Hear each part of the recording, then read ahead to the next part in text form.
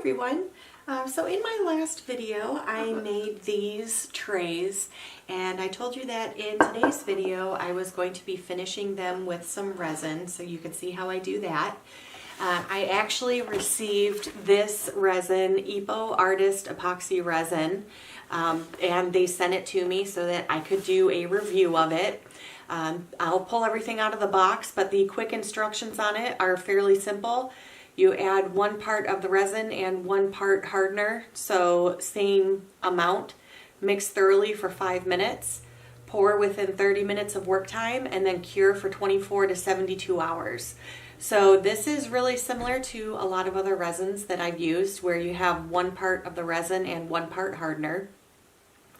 I'm really excited to try it out. I always like to try new products, and resin is one that I use quite a bit when I'm finishing some pieces. So this is the curing agent. It's part B. And this is the resin. It is part A. So you'll just do a 1-to-1 ratio. They also gave me a coupon code. I will have that listed in the video description for 10% off on your purchase if you decide to check this out and try out the resin. But along with the resin, I also have gloves and a face mask.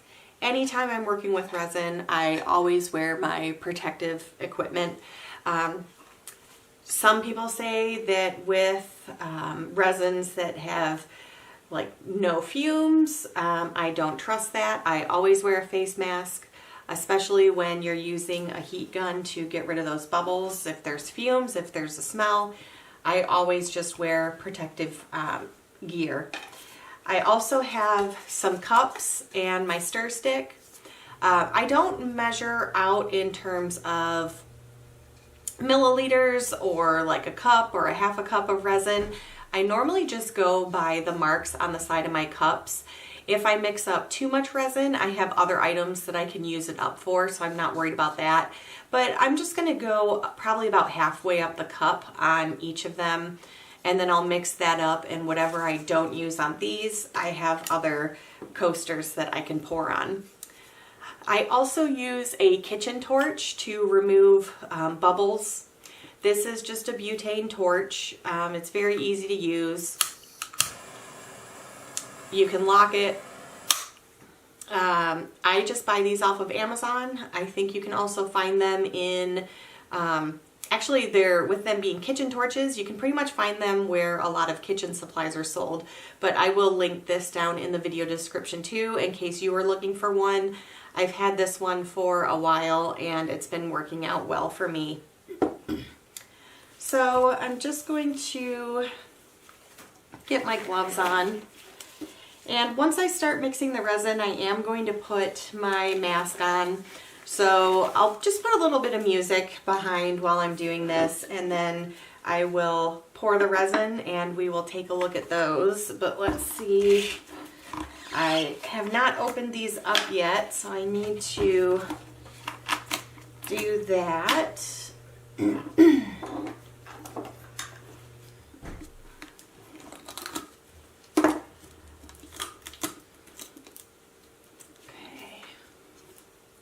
And if you do get any resin on your skin, you can just use rubbing alcohol to remove it.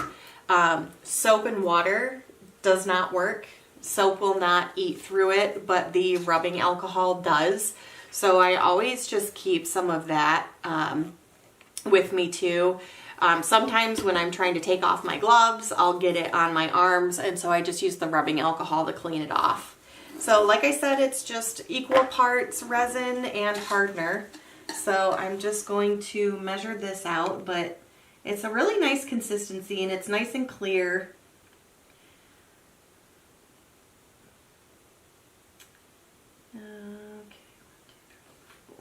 Okay.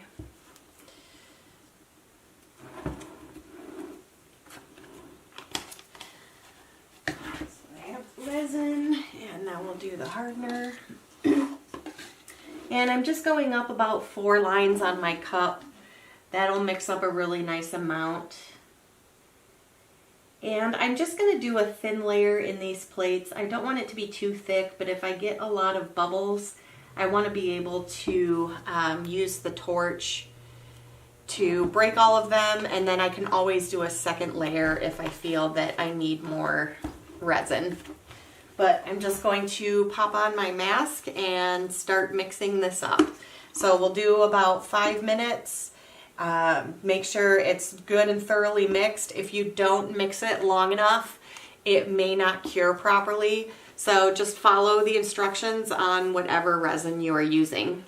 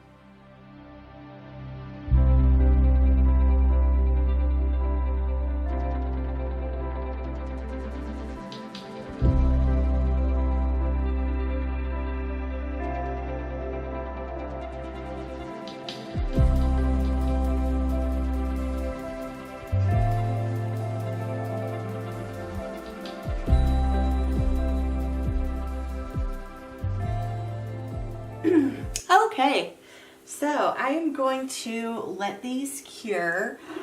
They are looking really good. The consistency of the resin is really nice. It's not super thick, it's also not super thin.